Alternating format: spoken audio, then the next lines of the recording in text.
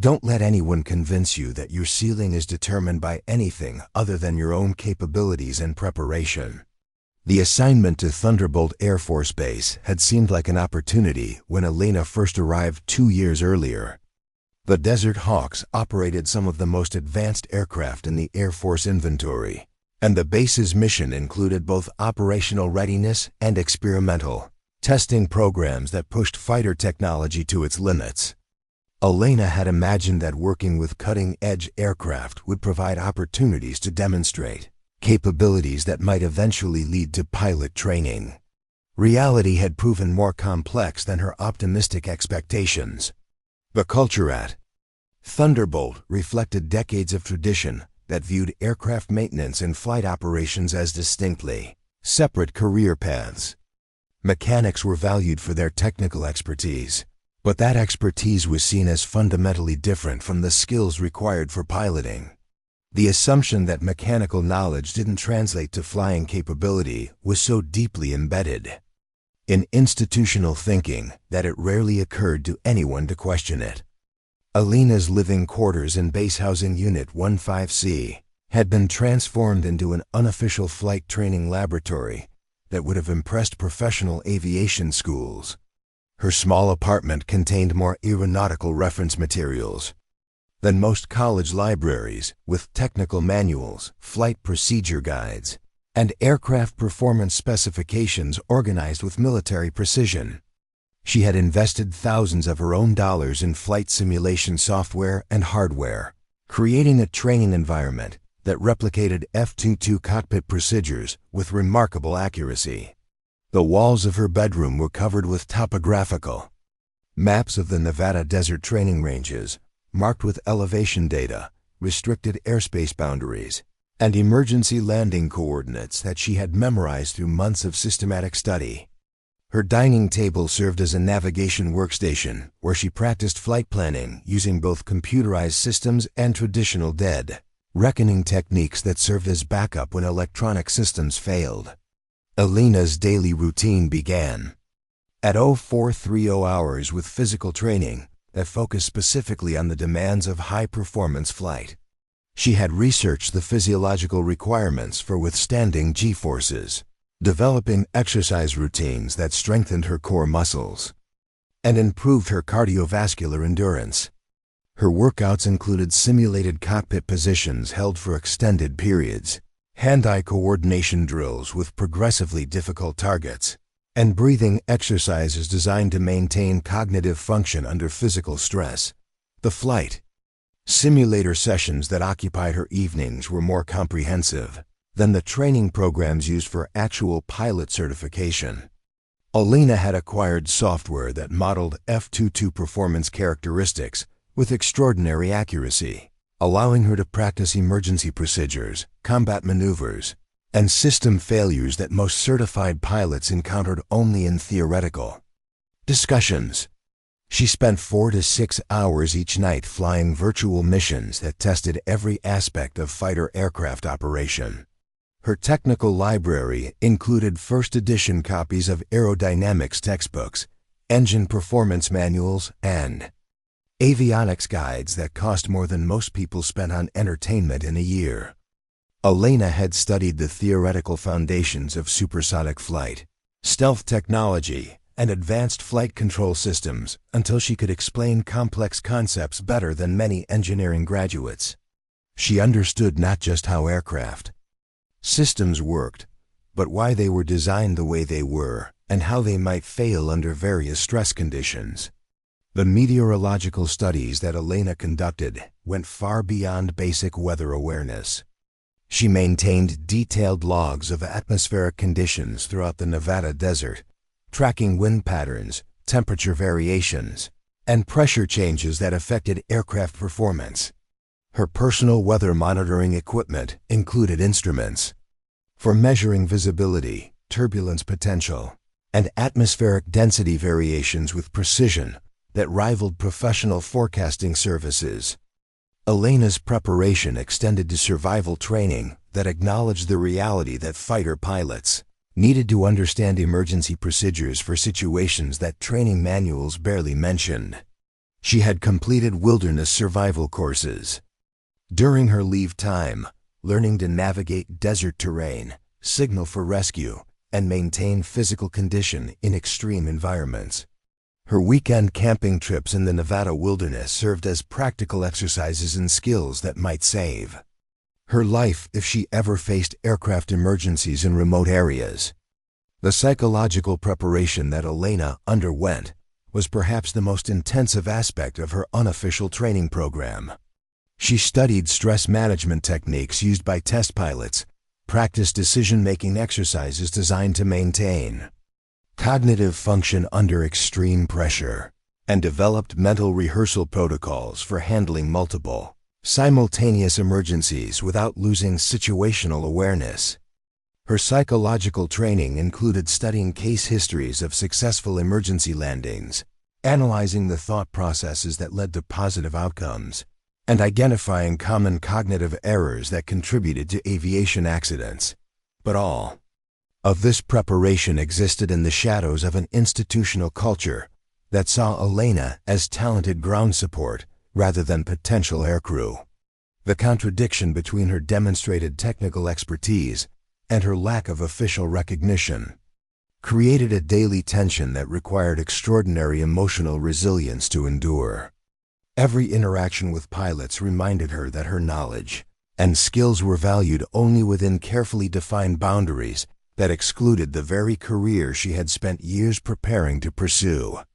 The informal networks at Thunderbolt Air Force Base created additional barriers that were nearly impossible to document or challenge through official channels.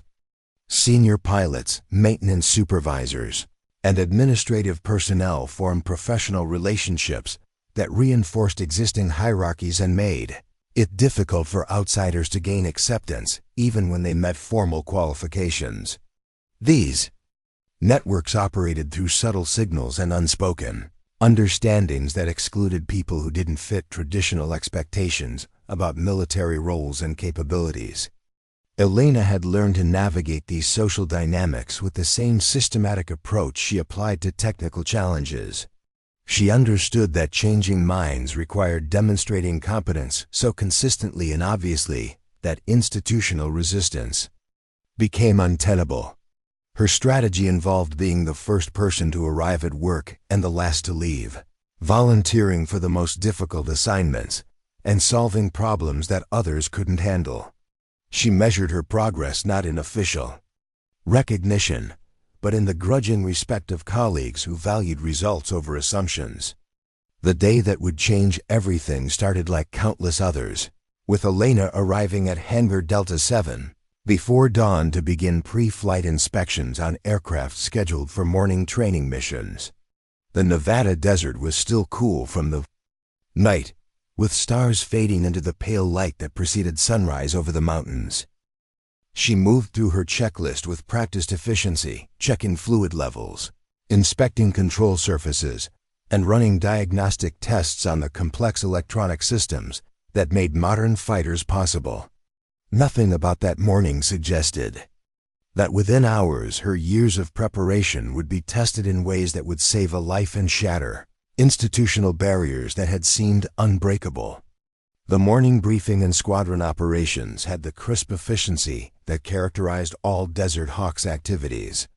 12 F-22 pilots gathered around the holographic display table as F-22 pilots, Major Lisa Chun outlined the day's training objectives.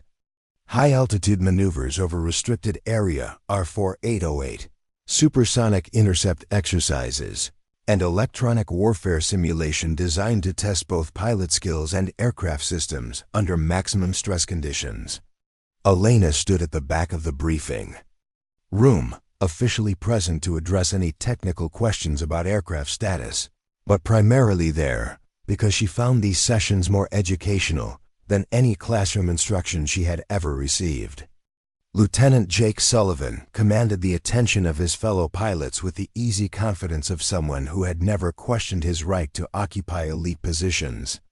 At 32, Sullivan was considered one of the squadron's rising stars. With over 800 hours in the F-22 and a service record that included deployments to 3 different Theaters of operation. His flight suit bore the patches and decorations that marked him as a serious professional, someone whose opinions carried weight in discussions about tactics, aircraft performance, and operational procedures.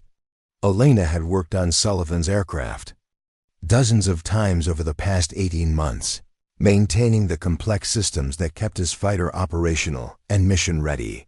Their interactions followed a predictable pattern of professional courtesy mixed with casual dismissiveness that characterized how most pilots related to ground crew. Sullivan appreciated Elena's technical competence in the abstract, sensed that he appreciated good weather or reliable equipment, but he had never considered that her understanding of aircraft systems might translate to capabilities beyond maintenance. Responsibilities. Captain Marcus Thompson represented a different perspective within the squadron's culture. A 15-year veteran with over 2,000 flight hours, Thompson had earned his position through demonstrated competence rather than political connections or family influence. He had served alongside Elena's older brother during a deployment to Afghanistan, where Miguel Rodriguez had been killed while providing technical support for forward-deployed aircraft. Thompson's respect for the Rodriguez family extended beyond personal tragedy to professional recognition of their technical expertise and dedication to aviation excellence. The relationship between Elena and Thompson had evolved slowly from formal courtesy to genuine mentorship, though both were careful to maintain appropriate boundaries given the military hierarchy and unspoken expectations about relationships between officers and enlisted personnel. Thompson had watched Elena's technical work with growing appreciation, recognizing skills that exceeded those of many certified aircraft technicians with decades of experience. More importantly, he had observed her studying flight procedures and aircraft performance with an intensity that suggested serious preparation rather than casual interest. Thompson's efforts to support Elena's advancement had been constrained by institutional resistance and his own position within the squadron's hierarchy. He lacked the authority to override pilot certification requirements or challenge decisions made by senior leadership, but he had provided unofficial guidance about aviation careers and encouraged Elena to persist despite repeated setbacks. His support represented one of the few sources of validation that Elena received from the formal military structure at Thunderbolt. Colonel Patricia Blackwood commanded the 42nd Fighter Wing with an iron discipline that reflected her own journey through military aviation. A 30-year veteran who had earned her position during an era when female officers faced even more significant barriers than current personnel. Blackwood had succeeded by demonstrating exceptional competence while carefully avoiding any appearance of challenging established traditions. Her leadership style emphasized operational excellence and institutional stability over social experimentation or policy innovation. Blackwood's opposition to Elena's pilot aspirations stemmed from genuine concern about unit cohesion and operational effectiveness rather than personal animosity. She believed that mixing traditional gender roles within elite military units created unnecessary complications that could compromise mission success. Her perspective reflected the experiences of someone who had navigated her own career by working within existing systems rather than challenging them, and she viewed Elena's persistence as potentially disruptive to institutional harmony. The colonel's office walls displayed photographs from 3 decades of military service, including images from her own early career when female pilots were even more rare than they were currently. These pictures served as reminders of the barriers she had overcome and the sacrifices required to succeed in male-dominated fields. Blackwood's success had been achieved through exceptional performance and careful political navigation, strategies that required maintaining distance from controversies that might undermine her own authority.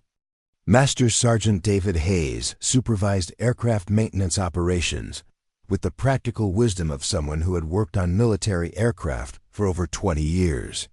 His experience included everything from basic trainer aircraft to the most advanced fighters in the Air Force inventory, and his technical knowledge rivaled that of many engineering officers. Hayes had observed Elena's work since her arrival at Thunderbolt and recognized capabilities that exceeded normal expectations for personnel at her experience level. The relationship between Hayes and Elena reflected the complex dynamics of military hierarchy combined with genuine professional respect.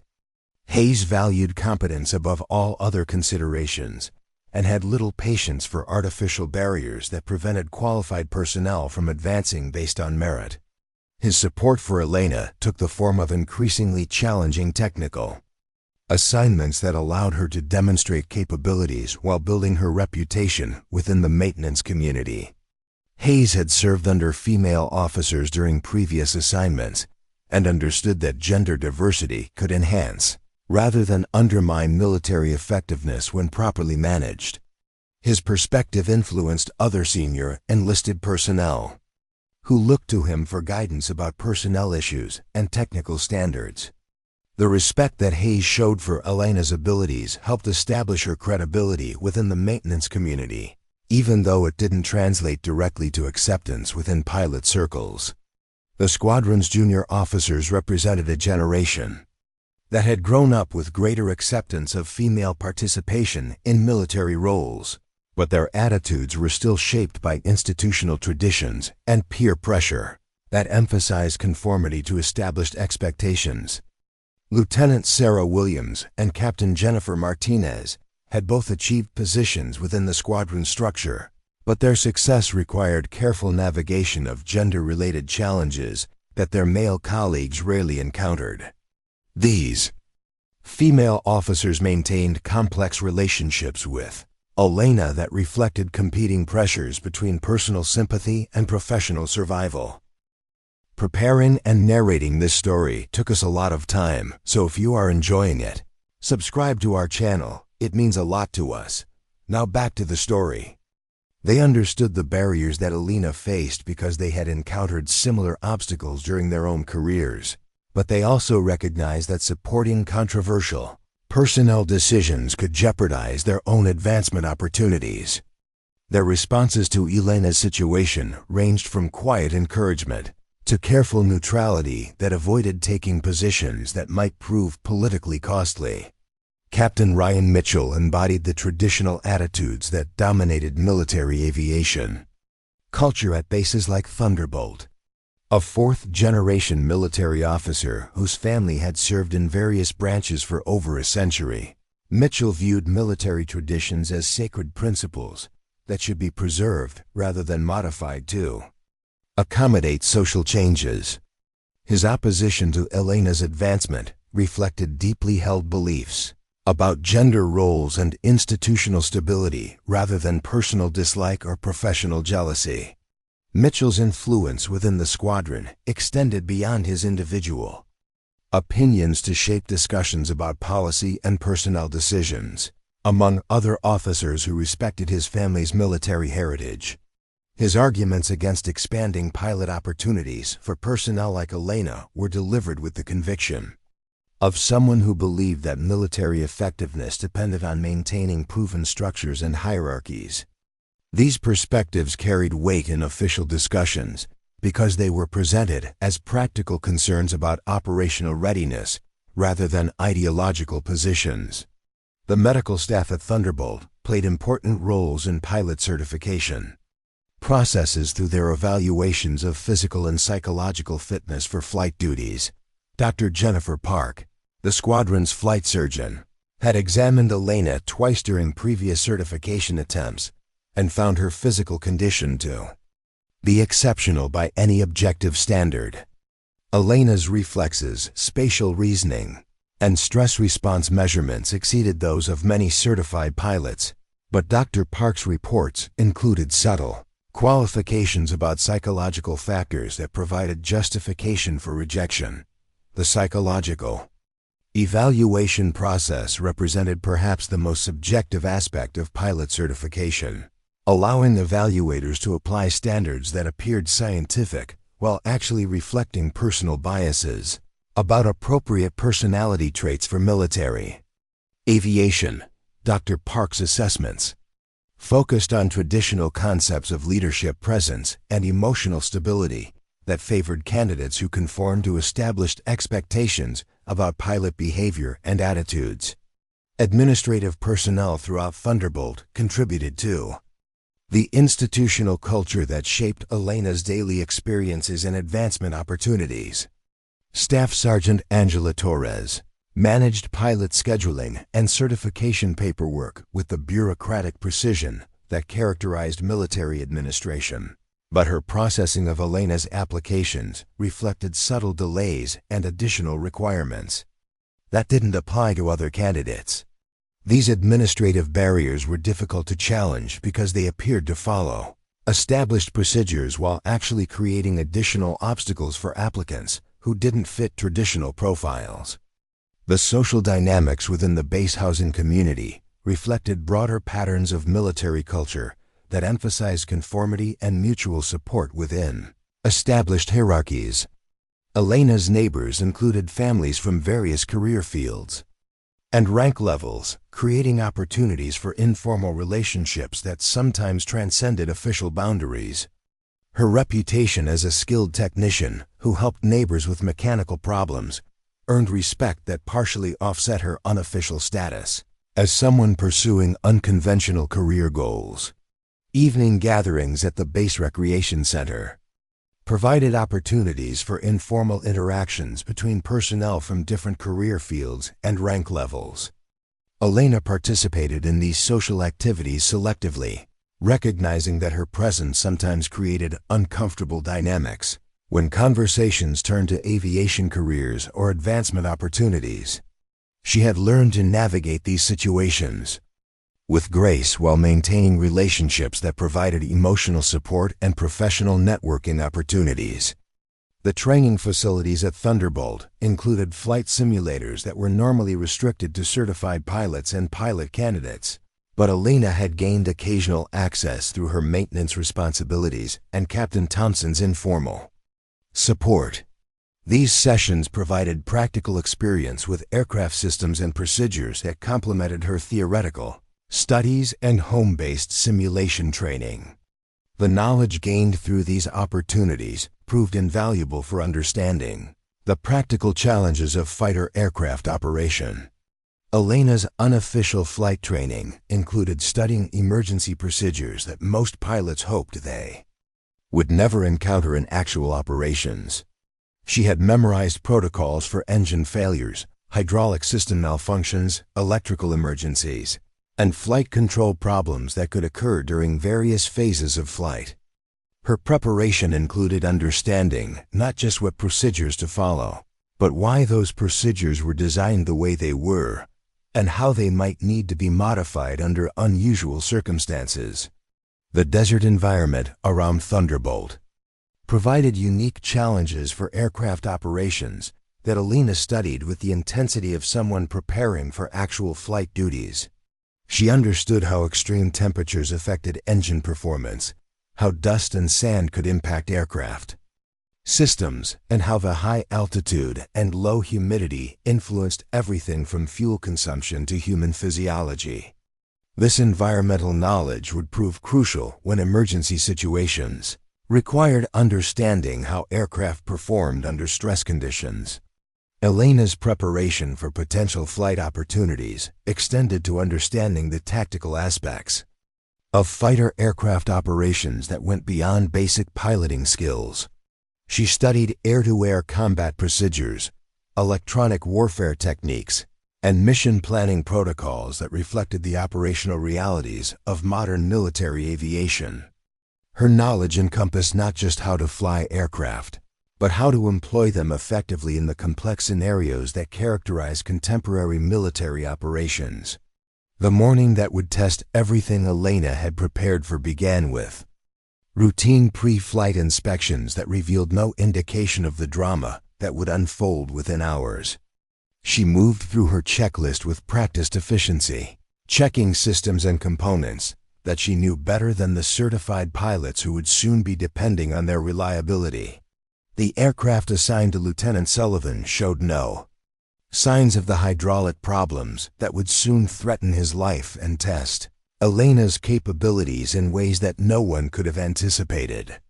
The crisis began at 13:47 hours when Lieutenant Sullivan's F-22 Raptor reached 38,000 feet over the Nevada test range, its twin engines pushing the aircraft through Mach 1.8 during what should have been a routine supersonic intercept exercise. Elena was in Hangar Delta 7, updating maintenance logs on a computer terminal, when the first emergency transmission crackled through the base communication system. Sullivan's voice carried the controlled tension of a professional pilot facing a situation that had moved beyond normal parameters into potentially lethal territory. Thunderbolt Control, Falcon 27 declaring an emergency. I'm experiencing complete hydraulic system failure with multiple warning lights across my primary flight controls. Aircraft is becoming increasingly difficult to manage at current airspeed and altitude. The transmission sent immediate ripples through the base operations center as controllers scrambled to coordinate emergency response procedures for an aircraft that was rapidly becoming unflyable at supersonic speeds over remote desert terrain. Elena's hands froze over her keyboard as she processed the technical implications of what Sullivan had reported. Complete hydraulic failure in an F-22 represented one of the most catastrophic emergencies possible in modern fighter aircraft.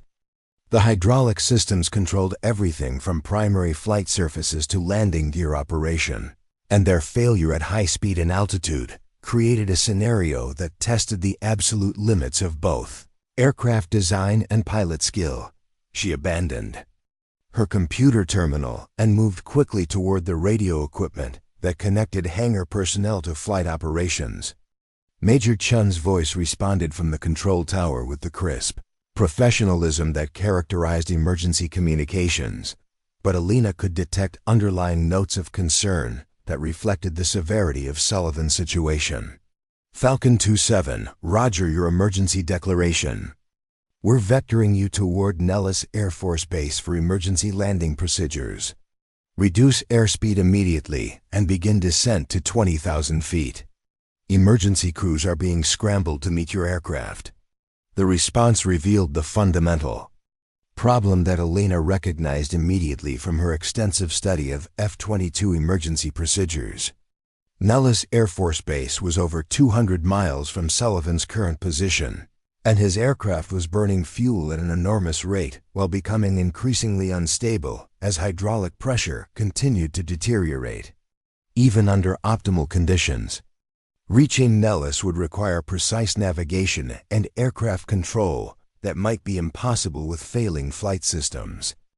What if I told you that a woman who was repeatedly told she belonged on the ground, not in the cockpit, ended up saving a $150 million F-22 Raptor and its pilot's life while the aircraft was screaming through the sky at Mach 2? What if I told you she did it with nothing but a toolbox, 15 minutes of oxygen, and knowledge that every expert said she couldn't possibly possess? They called her just a mechanic. They said women didn't have the technical intuition for advanced fighter aircraft. They were wrong. Before we jump back in, tell us where you're tuning in from, and if this story touches you, make sure you're subscribed, because tomorrow I've saved something extra special for you. Elena Rodriguez had been dreaming of flying since she was 8 years old, watching the sleek silver fighters pierce the Nevada sky above her grandmother's ranch in Carson Valley. 20 years later, she stood in Hangar Delta 7 at Thunderbolt Air Force Base, her hands covered in hydraulic fluid and her heart heavy with the weight of another rejection letter. The irony wasn't lost on her that she could rebuild an F-22's engine blindfolded, yet according to the Pilot Review Board, she lacked the fundamental qualifications to sit in its cockpit. The desert air shimmered with heat waves as Elena emerged from beneath the belly of the fighter she'd been servicing since dawn. Her regulation coveralls bore the inevitable stains of aircraft maintenance, dark patches of oil and grease that marked her as ground crew to anyone who bothered to look. At 28, she had earned a reputation as the finest aircraft technician at Thunderbolt, a woman who could diagnose mechanical problems that left veteran engineers scratching their heads. She could feel the heartbeat of these machines through her fingertips, understanding their quirks and capabilities with an intimacy that bordered on mystical. Yet none of that mattered when she walked into the pristine offices of the base administration building. There, surrounded by polished brass and gleaming awards, she became just another mechanic with unrealistic aspirations. Elena had submitted her pilot certification application 4 times in the past 18 months. Each rejection arrived with the same clinical language about aptitude scores, psychological evaluations, and the demanding nature of fighter pilot training. The words were carefully chosen to avoid obvious discrimination, but their meaning was clear enough. The 42nd Fighter Wing operated from Thunderbolt with a precision that reflected decades of military tradition. The Desert Hawks, as they were known throughout the Air Force, maintained one of the most demanding training programs in the service. Their F-22 Raptors represented the pinnacle of American air superiority technology, aircraft so advanced that only the most elite pilots were trusted with their operation. The squadron's culture reflected this exclusivity, with an unspoken understanding that certain positions required certain types of people.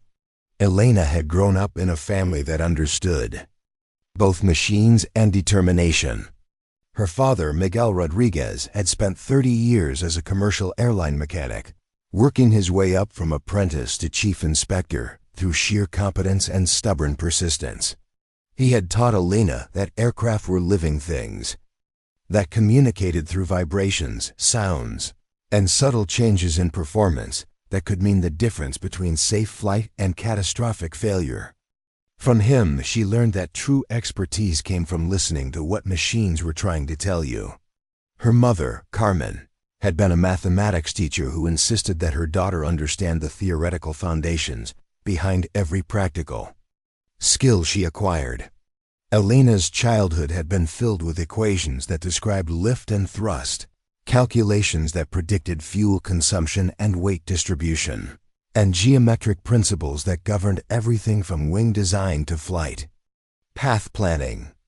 By the time she enlisted in the Air Force at 18, Elena possessed a combination of practical mechanical intuition and theoretical knowledge that impressed even seasoned instructors.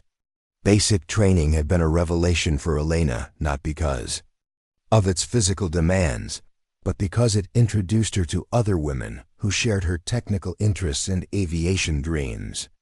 She formed friendships with female recruits who spoke the language of hydraulics and avionics, who understood that loving aircraft was not a traditionally feminine trait, but wasn't exclusively masculine either. These relationships sustained her through the early years of her military career, even as she watched many of her friends accept support roles or leave the service entirely when their own advancement was blocked. Technical school at Shepard Air Force Base in Texas had been where Elena truly discovered her calling. While other students struggled with the complexity of modern fighter aircraft systems, she absorbed information with a hunger that surprised her instructors. She mastered electrical systems, hydraulic networks, flight control computers, and engine management protocols with equal facility. Her hands-on projects consistently earned perfect scores, and her theoretical examinations placed her in the top 5% of her class. Master Sergeant Patricia Williams, her primary instructor, had pulled Elena aside during the final week of training. Williams was a 20-year veteran who had worked on everything from cargo planes to stealth bombers, a woman who had earned respect through competence in an overwhelmingly male field. Her advice had stayed with Elena through every challenge that followed. "Rodriguez, you have something I see maybe once every few years," Williams had said, her weathered hands gesturing toward the feastine they had been working on. "You don't just understand these machines intellectually, you feel them.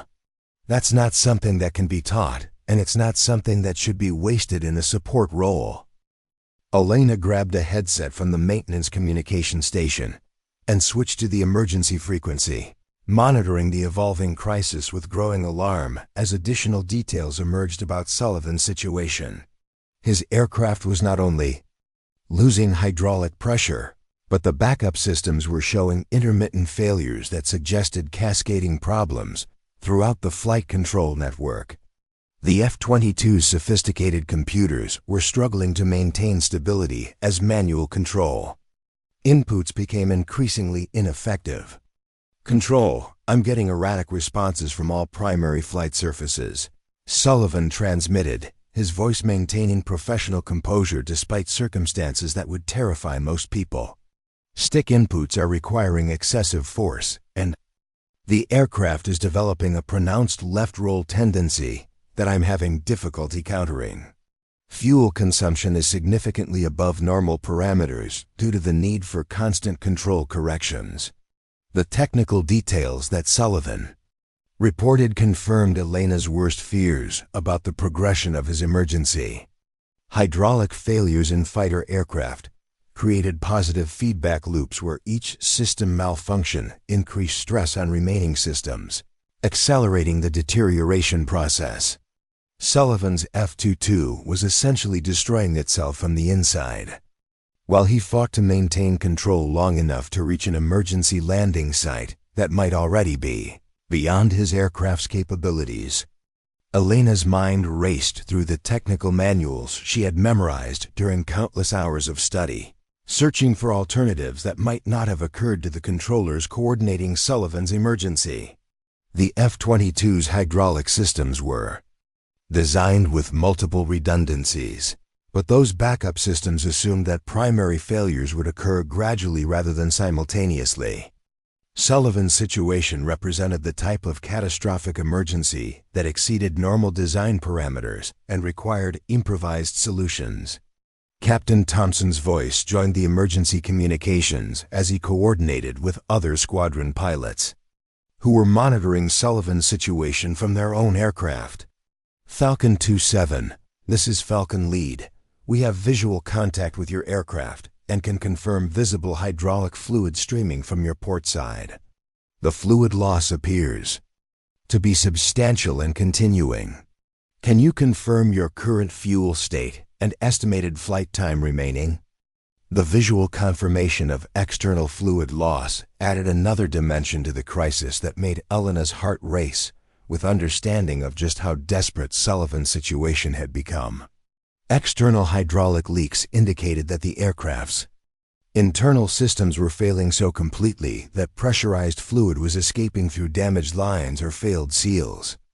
This type of failure progression typically led to complete loss of flight control within minutes rather than hours. Sullivan's response carried the first notes of genuine concern that had penetrated his professional demeanor. "Falcon Lead, current fuel state is 4,000 pounds with estimated 30 minutes flight time remaining at current consumption rates. However, control difficulties are increasing rapidly and I'm not confident about my ability to maintain stable flight for the full duration required to reach Nellis." Elena realized that conventional emergency procedures were inadequate for the situation Sullivan faced. The distance to Nellis, combined with his aircraft's deteriorating condition and excessive fuel consumption, created a scenario where reaching the designated emergency airfield might be impossible. She studied the topographical maps displayed on nearby monitors, calculating alternative landing sites that might be reachable given Sullivan's current position and aircraft limitations. The responsive computer-assisted aircraft he had been flying became a heavy, manually controlled machine that required physical strength and precise technique to operate safely. Elena held her breath as she waited for Sullivan's assessment of whether her technical guidance had provided a solution or created additional problems. "Manual reversion is active and I have positive control authority," Sullivan transmitted, relief evident in his voice despite the continued gravity of his situation. "Aircraft handling is dramatically different, but manageable. Rodriguez, your technical guidance may have just saved my life. I'm ready for vectors to emergency landing site." Elena felt a surge of validation mixed with continuing anxiety as she realized that her unofficial preparation had proven its worth in the most dramatic way possible. However, Sullivan's crisis was far from over, and the most challenging phase of his emergency was just beginning as he attempted to land a manually controlled fighter aircraft with no hydraulic assistance for landing gear or braking systems. The emergency escalated beyond anyone's worst-case scenarios when Sullivan's voice returned over the radio, with information that sent shock waves through the entire emergency response team. "Control, I'm experiencing additional system failures. Beyond the hydraulic problems, my primary flight computer is showing multiple error codes, and I'm getting intermittent loss of engine control authority. This aircraft is becoming unflyable even with manual reversion activated." Elena felt her stomach drop as she processed the implications of what Sullivan had reported. The cascading failures he described represented a nightmare scenario that exceeded the boundaries of any emergency procedure she had ever studied.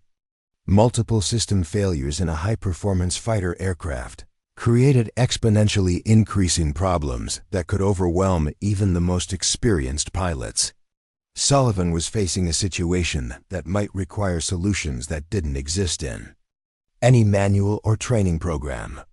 Colonel Blackwood's voice cut through the emergency communications with the authority of someone accustomed to making life-and-death decisions under pressure. "All stations, this is Colonel Blackwood. We're treating.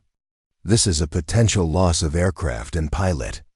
Emergency services are being positioned at 3 possible landing sites, but given the rate of system deterioration, we need to consider all available options, including unconventional approaches." The admission that conventional emergency procedures might be inadequate represented a significant shift in institutional thinking, acknowledging that Sullivan's crisis required solutions beyond traditional military protocols. Elena realized that this might be her opportunity to propose the radical approach that had been forming in her mind as she listened to the developing emergency communications. "Colonel, this is Technical Sergeant Rodriguez in maintenance," Elena transmitted, her voice steady despite the adrenaline coursing through her system. "I believe there may be an unconventional solution that could stabilize Lieutenant Sullivan's aircraft systems. However, it would require in-flight maintenance procedures that have never been attempted under these circumstances." The silence that followed Elena's transmission seemed to last forever as senior officers processed the unprecedented nature of what she was suggesting. In-flight maintenance on a fighter aircraft was theoretically possible, but practically unthinkable, requiring technical expertise under conditions that would challenge even experienced aircraft mechanics working in controlled environments. Blackwood's response reflected both desperation and institutional resistance to solutions that violated established safety protocols. "Sergeant Rodriguez, explain exactly what you're proposing. We need specific technical details and risk assessments, not theoretical possibilities that could make a dangerous situation worse." Elena's heart raced as she realized that years of preparation had led to this moment when her technical knowledge might literally save a pilot's life through methods that no one had ever attempted. "Ma'am, the F-22's design includes accessible maintenance panels that can be opened during flight for emergency system resets. If Lieutenant Sullivan can access the hydraulic control module and perform a hard reset of the backup systems, he might be able to restore partial hydraulic function." The technical solution that Elena proposed required Sullivan to leave his pilot's seat while the aircraft was in flight, access maintenance equipment stored in the aircraft's emergency kit, and perform complex procedures while the F-22 continued flying under minimal control. The risk assessment was sobering, but the alternative appeared to be certain loss of both aircraft and pilot. Captain Thompson's voice joined the emergency coordination with questions that reflected his understanding of both aviation procedures and Elena's technical capabilities. "Rodriguez, walk us through the specific steps required for this procedure. What tools would Sullivan need? How long would the process take? And what are the risks if something goes wrong during the attempt? Elena consulted the mental database of technical specifications that she had memorized through countless hours of study, providing detailed procedural information that demonstrated knowledge exceeding that of most certified aircraft technicians. Sir, the hydraulic control module is located behind Panel 7 Alpha in the aircraft's rear equipment bay. Lieutenant Sullivan would need a standard maintenance kit that's stored in the emergency equipment locker.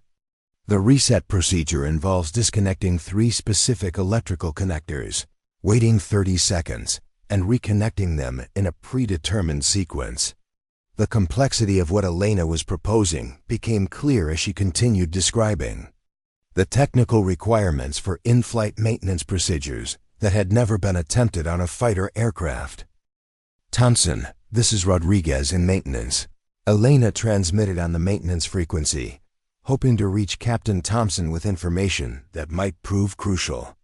I've been monitoring the emergency communications and believe I may have technical insights that could assist with the hydraulic failure. Are you able to relay information to the pilot or emergency coordinators? Thompson's response came immediately, reflecting his respect for Elena's technical knowledge and his understanding that unconventional situations required unconventional solutions. Rodriguez, this is Thompson. I can relay information directly to Sullivan or Control Tower. What technical options are you considering that might not have been covered in standard emergency procedures? Elena's pulse quickened as she realized that her months of studying emergency procedures and aircraft systems might actually prove relevant in a life-threatening situation. Sir, the F-22's emergency manual includes procedures for manual reversion, flight that bypass the failed hydraulic systems entirely. If the pilot can access the manual control cables and adjust stick forces appropriately, he might be able to maintain basic flight control even with complete hydraulic failure. The silence that followed Elena's transmission seemed to stretch forever as Thompson processed the implications of what she was suggesting. Manual reversion flying in F-22 represented techniques that were rarely practiced because they assumed catastrophic system failures that were considered extremely unlikely. Most pilots had theoretical knowledge of these procedures, but no practical experience with their implementation under emergency conditions. Rodriguez, can you walk us through the manual reversion procedures step by step? Sullivan is going to need precise technical guidance to implement those techniques successfully, and the standard emergency checklist may not provide sufficient detail for someone who hasn't practiced these procedures extensively.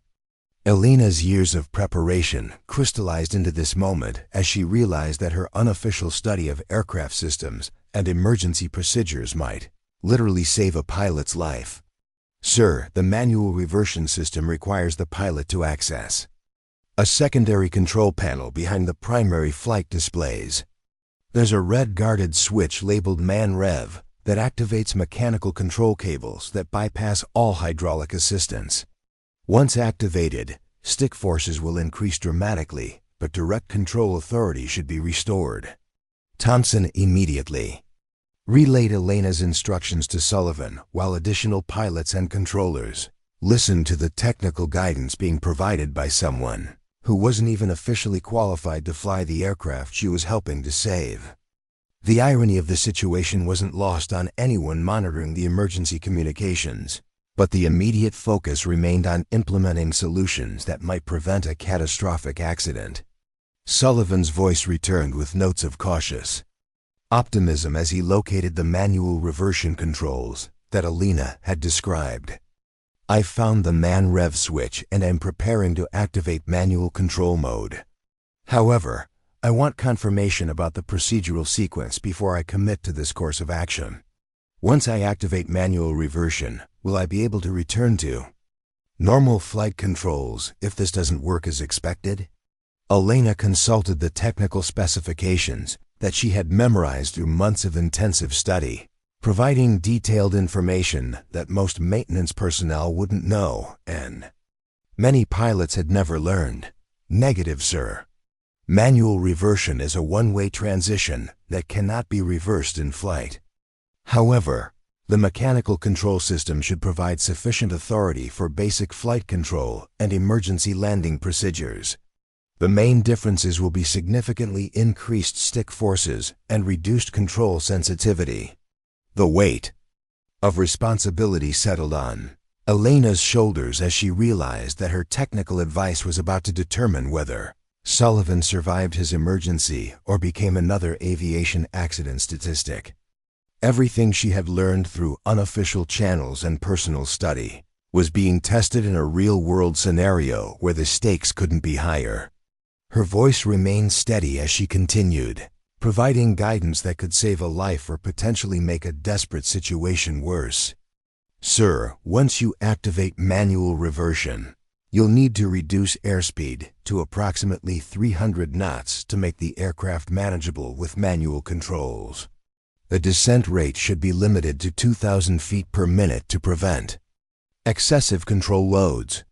Most importantly, you'll need to plan for a no-flap, no-gear landing because those systems require hydraulic pressure that you won't have available. Thompson relayed Elena's technical guidance while coordinating with base operations to identify emergency landing sites that could accommodate a fighter aircraft with minimal landing systems. The coordination required split-second decision-making. As Sullivan's fuel state continued to deteriorate and his aircraft became increasingly difficult to control using conventional methods, Sullivan's voice cut through the radio chatter with an announcement that sent chills through everyone monitoring. The emergency frequency. I'm activating manual reversion now. Control. Be advised that I'm committed to emergency landing procedures with manual flight controls only. I'll need vectors to the nearest suitable runway and emergency services standing by. The moment of truth arrived as Sullivan activated the manual reversion system and felt the flight characteristics of his F-22 transform completely. Sullivan would need to understand advanced hydraulic system architecture, locate specific components in a cramped equipment bay, and perform precise electrical work while the aircraft experienced turbulence and control problems. Sullivan's voice returned with a mixture of determination and realistic assessment of the risks he would be accepting. I copy the proposed procedure and understand the technical requirements. However, I need confirmation about aircraft stability during the time I would be away from the flight controls. Can this aircraft maintain stable flight with the autopilot engaged while I perform maintenance procedures? Elena's response required her to make technical judgments about aircraft performance under conditions that exceeded all established parameters. Sir, the autopilot system operates independently of the hydraulic problems and should maintain basic flight stability for the time required. However, you'll need to ensure the aircraft is in straight and level flight at a stable airspeed before leaving the controls.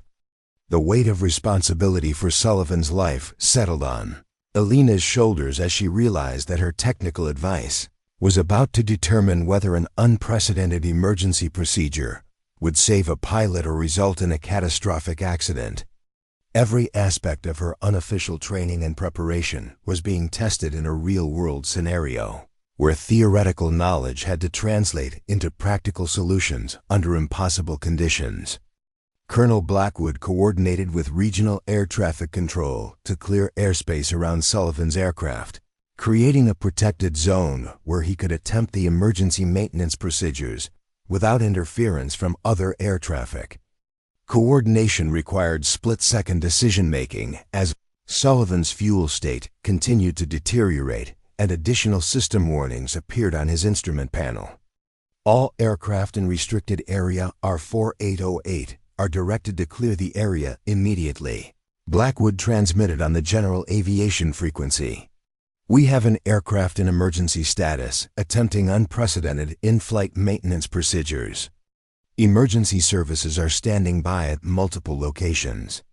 Elena monitored the emergency frequency while simultaneously accessing technical databases and maintenance manuals that might provide additional guidance for the procedures. Sullivan was about to attempt. Her unofficial preparation had included studying maintenance procedures, but performing those procedures in flight on an unstable aircraft represented challenges that no training program had ever addressed. Dr. Jennifer Park's voice joined the emergency communications with medical guidance that reflected the physiological challenges Sullivan would face during the maintenance procedures. Be advised that performing complex manual tasks while experiencing stress and possible hypoxia could affect cognitive function and manual dexterity. Lieutenant Sullivan should monitor his physical condition carefully and abort the procedure if he experiences any symptoms of impairment. The medical considerations added another layer of complexity to an already unprecedented situation, requiring Sullivan to assess not only the technical aspects of the maintenance procedures, but also his own physical and mental condition under extreme stress. Elena realized that her guidance needed to account for human factors that could affect Sullivan's ability to perform precise technical work under emergency conditions. Lieutenant Sullivan, when you access the maintenance panel, you'll need to work slowly and methodically, Elena transmitted, her voice carrying the confidence of someone who had visualized these procedures countless times during her preparation. The electrical connectors are color-coded red, blue, and yellow. Disconnect them in that sequence, count to 30, then reconnect in reverse order. Take your time and double-check each connection. Sullivan's acknowledgement carried notes of grim determination as he prepared to attempt a procedure that had never been tried under these circumstances. Roger, I understand the sequence and timing requirements. I'm setting up the aircraft for stable flight and preparing to leave the controls. If this doesn't work, I want everyone to know that technical. Sergeant Rodriguez provided the best technical guidance possible under impossible circumstances. The moment of truth arrived as Sullivan engaged the autopilot, left his pilot's seat, and moved toward the rear equipment bay where the hydraulic control module was located. Elena held her breath as she monitored the radio communications, knowing that the next few minutes would determine whether her technical knowledge had provided a solution or whether she would bear responsibility for encouraging a procedure that resulted in tragedy. I'm accessing Panel 7 Alpha now, Sullivan transmitted, his voice slightly strained from the physical effort of working in the cramped equipment bay while the aircraft experienced turbulence. I can see the hydraulic control module and the electrical connectors that Rodriguez described. They're exactly where she said they would be and match the color coding she specified. Elena felt a surge of validation mixed with continuing anxiety as Sullivan confirmed that her technical knowledge was accurate under real-world conditions. However, the most critical phase of the procedure was still ahead as Sullivan attempted to reset the backup hydraulic systems while maintaining his physical and mental condition under extreme stress. Beginning the disconnect sequence now, Sullivan reported, his voice reflecting intense concentration as he performed procedures that required precision under conditions that would challenge experienced maintenance technicians. Red connector disconnected, moving to blue connector. The physical access is difficult, but manageable. The tension in the base operations center was palpable as everyone involved in the emergency response waited for Sullivan's assessment of whether Elena's proposed solution would restore hydraulic function to his failing aircraft. Elena realized that her reputation, Sullivan's life, and potentially the future of unconventional emergency procedures all depended on the technical accuracy of guidance she had provided based on theoretical knowledge rather than practical experience. All connectors disconnected, counting 30 seconds now, Sullivan transmitted, his voice steady despite the unprecedented nature of what he was attempting. Rodriguez, I want you to know that your technical knowledge and confidence under pressure have been extraordinary. Regardless of the outcome, you've provided guidance that gave me options when conventional procedures had failed. Elena's eyes filled with tears as she realized that Sullivan's acknowledgement represented the professional recognition she had sought for years, earned under circumstances that demonstrated her capabilities beyond any doubt. However, the procedure was not yet complete, and the most critical phase lay ahead as Sullivan attempted to restore hydraulic function through techniques that had never been tested under emergency conditions. Beginning reconnection sequence, Sullivan announced, his voice carrying determination that reflected years of training and the will to survive against overwhelming odds.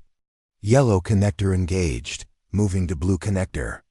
Elena, your procedural guidance has been flawless so far. The entire emergency response team waited in tense silence as Sullivan completed the final steps of the unprecedented maintenance procedure that Elena had designed based on her comprehensive understanding of F-22 hydraulic systems. The next few moments would determine whether theoretical knowledge could translate into practical salvation under the most extreme circumstances imaginable.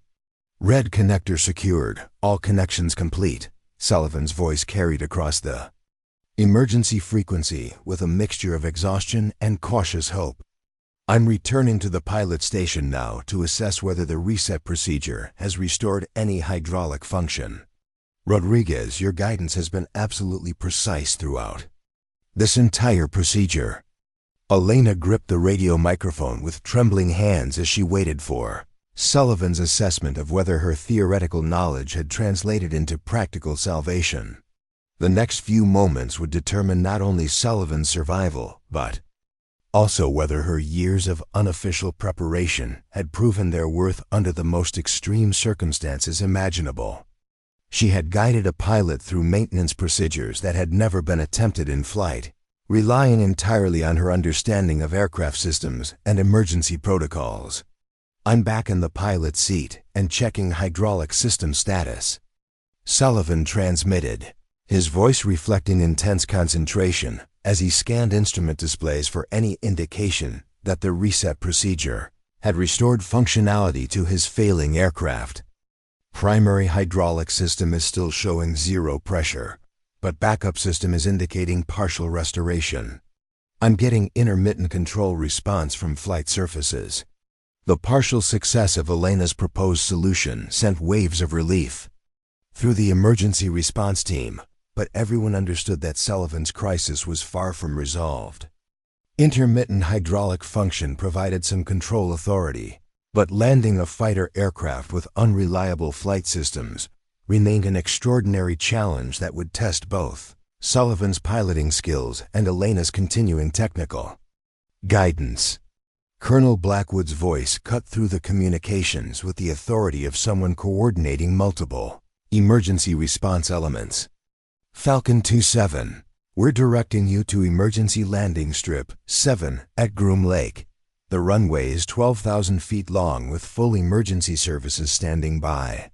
Weather conditions are optimal, and you'll have priority clearance for immediate approach. Elena knew that Groom Lake represented Sullivan's best opportunity for survival, but she also understood that landing with partial hydraulic function would require techniques that pushed both pilot and aircraft beyond normal operational limits. Her technical knowledge would need to guide Sullivan through approach and landing procedures that had never been practiced under these specific conditions. Colonel, this is Rodriguez, Elena transmitted, her voice steady despite the adrenaline coursing through her system. Lieutenant Sullivan will need specific guidance for landing with partial hydraulic function. The approach speed will need to be higher than normal, and the landing distance will be significantly extended due to limited braking capability. Captain Thompson coordinated with air traffic control to ensure that Sullivan's approach to Groom Lake would have maximum support and minimum interference from other air traffic. The coordination involved clearing airspace, positioning emergency vehicles, and preparing medical personnel for potential injuries resulting from a hard landing with compromised aircraft systems. Elena consulted her mental database of landing procedures and aircraft performance specifications, calculating approach speeds and landing distances for an F-22 with partial hydraulic function. Her unofficial training had included studying emergency landing techniques, But applying that knowledge to Sullivan's specific situation required real-time problem-solving under intense pressure. "Sir, optimal approach speed will be approximately 170 knots, which is 30 knots faster than normal," Elena advised, her technical guidance reflecting comprehensive understanding of how aircraft performance changed under emergency conditions. The increased speed will provide better control authority, but landing distance will extend to approximately 8,000 feet, even with maximum braking effort. Sullivan acknowledged Elena's guidance while beginning his descent toward Groom Lake, fighting to maintain control of an aircraft that responded unpredictably to his inputs.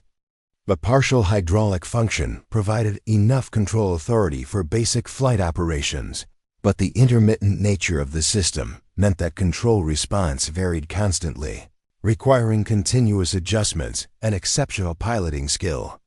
On beginning approach to Groom Lake with approximately 15 minutes of fuel remaining, Sullivan transmitted, his voice reflecting the professional focus of someone executing procedures under extreme pressure. "Control response is improving slightly as airspeed decreases, but I'm still experiencing significant variations in flight control authority." Elena monitored Sullivan's approach while coordinating with maintenance personnel, who were preparing to receive his aircraft after landing. The F-22 would require immediate inspection and repair, but more importantly, the emergency response team needed to understand exactly what procedures had been performed, so that Sullivan could receive appropriate medical evaluation for any effects of the unprecedented in-flight maintenance work. Dr. Jennifer Park coordinated medical response preparations with the understanding that Sullivan might have been exposed to hydraulic fluids, experienced unusual physical stress, or developed symptoms related to the extended emergency situation. The medical considerations reflected the reality that Sullivan's ordeal had pushed human performance beyond normal limits and might have consequences that wouldn't become apparent until after landing. "Falcon 27, you're cleared for straight-in approach to runway 03, the Groom Lake controller transmitted, his voice carrying the professional calm that characterized air traffic control operations even under emergency conditions. "Emergency vehicles are positioned along the runway and medical personnel are standing by. Wind conditions are calm with unlimited visibility." Elena watched radar displays that showed Sullivan's aircraft approaching the runway with a descent rate and airspeed that reflected the compromise between maintaining control authority and preparing for landing with limited braking capability. Every aspect of the approach required split-second adjustments, as Sullivan fought to manage an aircraft that no longer responded predictably to control inputs. 2 miles from touchdown, airspeed 165 knots, Sullivan reported, his voice reflecting intense concentration as he managed the final phase of an approach that represented the culmination of an emergency, unlike anything in aviation history. "Control response is stable but requires constant corrections. Rodriguez, any final guidance for the landing phase?" Elena's response carried the weight of everything she had learned through years of studying aircraft systems and emergency procedures. "Sir, once you touch down, maintain directional control with rudder inputs and use maximum aerodynamic braking before applying wheel brakes. The partial hydraulic function should provide enough brake pressure for a safe stop, but be prepared for extended landing roll." The moment of truth arrived as Sullivan's F-22 touched down on Groom Lake's runway with a landing that was harder than normal, but well within the aircraft's structural limits. Elena held her breath as she monitored radio communications that would reveal whether her technical guidance had successfully concluded an emergency that had tested every aspect of her preparation and knowledge. "Touchdown confirmed, aircraft is on the runway and decelerating normally," Sullivan transmitted, relief evident in his voice for the first time since the emergency began. "Braking action is adequate and I'm maintaining directional control. Emergency is terminated successfully." The words that Elena had waited to hear sent waves of emotion through her system as she realized that her technical expertise had literally saved a pilot's life through procedures that had never been attempted under these circumstances. Everything she had learned through unofficial channels and personal study had proven its worth in the most dramatic way possible, demonstrating capabilities that exceeded those of many officially certified personnel. Emergency vehicles surrounded Sullivan's aircraft as it rolled to a stop, with medical personnel and maintenance crews ready to address both human and mechanical needs resulting from the unprecedented emergency. Elena felt a mixture of exhaustion and validation as she understood that her role in the crisis was complete, but its implications for her career and the broader military aviation community were just beginning. Colonel Blackwood's voice returned to the emergency frequency with an announcement that represented a fundamental shift in institutional thinking about technical expertise and emergency response capabilities. Technical Sergeant Rodriguez, your performance during this emergency has been extraordinary. Your technical knowledge and decision-making under pressure saved both aircraft and pilot through procedures that exceeded conventional training and established protocols. The official recognition from Colonel Blackwood represented a transformation in attitudes that Elena had never expected to experience during her military career. The woman who had consistently opposed Elena's advancement was now acknowledging capabilities that could no longer be dismissed or overlooked. The emergency had demonstrated technical expertise that transcended traditional boundaries between maintenance and flight operations. Captain Thompson's voice carried personal emotion as he addressed Elena's contribution to Sullivan's survival. Rodriguez, what you accomplished today represents the finest example of technical expertise and courage under pressure that I've witnessed in 20 years of military service. You've proven that excellence knows no boundaries and that preparation, combined with determination, can overcome any obstacle. Elena felt tears streaming down her face as she realized that years of struggle and institutional resistance had culminated in recognition that validated everything she had worked to achieve. The emergency had provided an opportunity to demonstrate capabilities that review boards had claimed she didn't possess, proving that their assessments had been based on prejudice rather than objective evaluation of her qualifications. Master Sergeant Hayes approached Elena in the maintenance hangar with an expression that reflected both respect and amazement at what she had accomplished. Rodriguez, I've worked on aircraft for over 20 years and I've never seen anything like what you did today. You guided a pilot through procedures that I'm not sure I could have managed under those conditions. That takes knowledge and courage that can't be taught in any classroom. The validation from Hayes meant everything to Elena because it came from someone who understood the technical complexities of what she had achieved. His recognition represented acceptance from the maintenance community that had always respected her abilities but had never imagined that those abilities could extend to life-saving emergency procedures under impossible circumstances. Lieutenant Sullivan sought out Elena personally after his medical evaluation, his approach carrying the genuine gratitude of someone whose life had been saved through the expertise and courage of another person. Rodriguez, I need you to understand that what you did today went far beyond technical support. You made decisions under pressure that saved my life, and you did it with knowledge and confidence that exceeded anything I learned in pilot training. The personal thanks from Sullivan represented a transformation in their relationship from casual professional interaction to profound mutual respect based on shared experience under extreme conditions. Elena realized that she had earned the recognition of someone whose opinion carried significant weight within the pilot community, potentially opening doors that had been closed through institutional resistance. The investigation that followed Sullivan's emergency landing took 3 weeks to complete, with aviation experts analyzing every aspect of the unprecedented procedures that Elena had designed and guided. The final report concluded that her technical knowledge and innovative problem-solving had prevented a catastrophic loss of both aircraft and pilot through methods that exceeded established emergency protocols. More importantly, The investigation revealed that Elena's capabilities had been systematically undervalued through evaluation processes that failed to recognize technical expertise that transcended traditional career boundaries. The report recommended comprehensive reforms to pilot certification procedures and emergency response protocols that would prevent qualified personnel from being excluded based on conventional assumptions about career paths and capabilities. 6 months after the emergency that had tested everything she had prepared for, Elena stood in the same briefing room where she had once listened as an outsider to pilot discussions about flight operations and tactical procedures.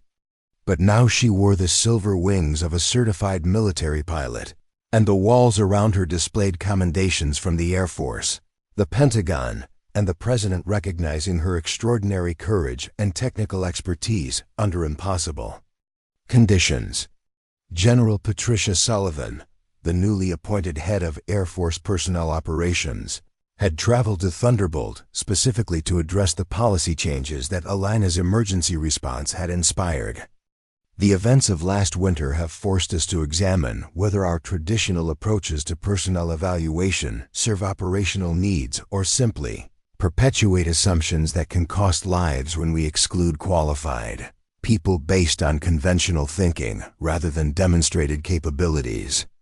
The Pilot Certification Review Board that had repeatedly rejected Elena's applications was replaced with evaluation protocols that emphasized practical skills, technical knowledge, and performance under pressure rather than subjective assessments that favored traditional candidates. Elena became the first graduate of the reformed certification process, setting standards that would benefit future candidates who brought unconventional backgrounds to military aviation. Colonel Blackwood, who had initially resisted Elena's involvement in Sullivan's emergency, found herself defending Elena's actions to Pentagon officials who questioned whether proper military discipline could be maintained when regulations were modified to accommodate exceptional circumstances. Technical Sergeant Rodriguez saved a pilot's life and a $150 million aircraft through expertise that our traditional evaluation processes had failed to recognize. Sometimes exceptional situations require exceptional people who are prepared to exceed conventional boundaries. Elena's apartment had been transformed from an unofficial training center into a comfortable home, but she maintained the technical libraries and flight planning materials that had prepared her for the moment when preparation met opportunity. Young mechanics and aspiring pilots regularly visited to study her approach to professional development and learn about the dedication required to excel beyond official expectations. Standing before a new group of maintenance personnel during their orientation briefing, Elena reflected on the journey that had brought her from dismissed mechanic to respected pilot and instructor. Excellence in any field isn't determined by other people's expectations or official recognition. It's determined by your willingness to prepare when no one is watching, your commitment to learning when others doubt your potential, and your courage to act when lives depend on your capabilities. The desert wind still howled across Thunderbolt Air Force Base with the same intensity that had once seemed to mock her ambitions, but now it sounded like a reminder of challenges overcome and barriers broken through persistence, preparation, and unwavering belief in the power of proving skeptics wrong through extraordinary performance when it mattered most. 2 years later, Elena received notification that would have seemed impossible during her days as an overlooked mechanic. The Air Force selected her to lead the first Integrated Technical Response Squadron, a new unit that combined maintenance expertise with flight operations to develop innovative solutions for emergency situations that exceeded conventional response capabilities. As she walked across the tarmac at her new command, Elena encountered a young maintenance technician struggling with a hydraulic system that looked familiar. The woman wore coveralls stained with aircraft fluids and had the same determined expression that Elena recognized from her own reflection years earlier. When Elena introduced herself, the technician's eyes widened with recognition and hope. "Ma'am, you're the pilot who saved Lieutenant Sullivan through in-flight maintenance." I've studied your emergency procedures in technical school, and it's what inspired me to apply for pilot training, though I've been told my background isn't suitable for flight operations." Elena smiled, remembering similar words from her own past and understanding that the cycle was beginning again. "What's your name, Airman?"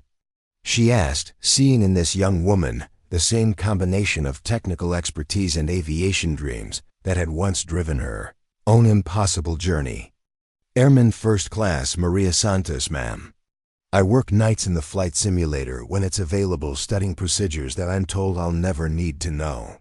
Elena's eyes lit up with familiar understanding as she realized that another impossible pilot was preparing for her moment to prove that excellence transcends expectations, backgrounds, and traditional limitations. "Tell me, Santos, what do you know about emergency hydraulic system resets? Because I have a feeling that your knowledge might be more valuable than anyone realizes." Up next, you've got 2 more standout stories right on your screen. If this one hit the mark, you won't want to pass these up. Just click and check them out.